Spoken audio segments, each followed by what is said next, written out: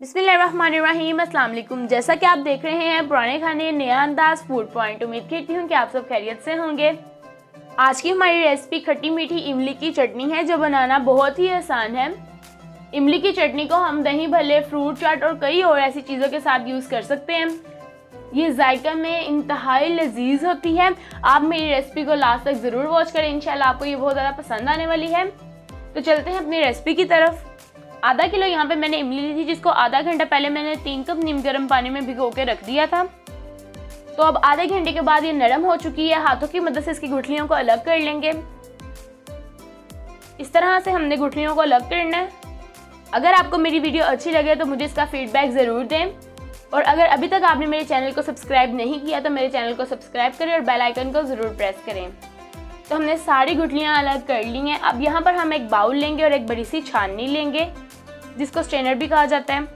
तो किसी स्पून की मदद से इस तरह से हम इसका सारा लिक्विड अलग कर लेंगे।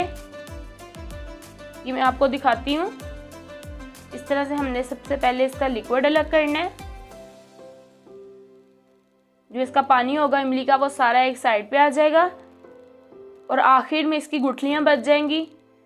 तो ये देखें, इस तरह से इसकी लास्ट पे ये गुठलियाँ बच जाएंगी, जिसको हमने वेस्ट कर देना है,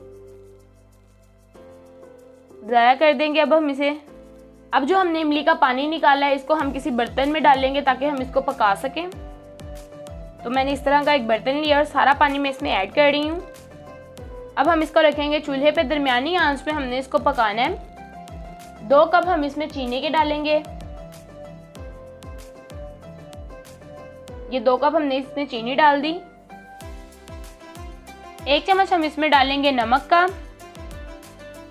1 चम्मच ही हम इसमें डालेंगे लाल मिर्च पाउडर। चीज़ों की क्वांटिटी आपने इतनी ही रखनी है। मैंने आधा किलो इमली की रेसिपी बनाई है। अगर आपने 1 किलो की बनानी है तो इन्हीं चीज़ों को आप डबल कर लें। 1 चम्मच इसमें जाएगी धरा मिर्च पाउडर और आधा चम्मच इसमें जाएगा अदरक का पाउडर। इन सारी चीज़ों को हम अच्छे तरीके से मिक्स कर लेंगे।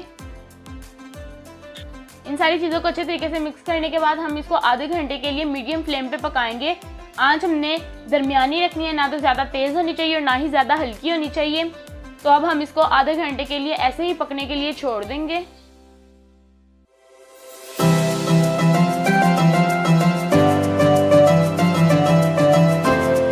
तो आधे घंटे के बाद देखिए अच्छे तरीके से पक के रेडी हो गई है।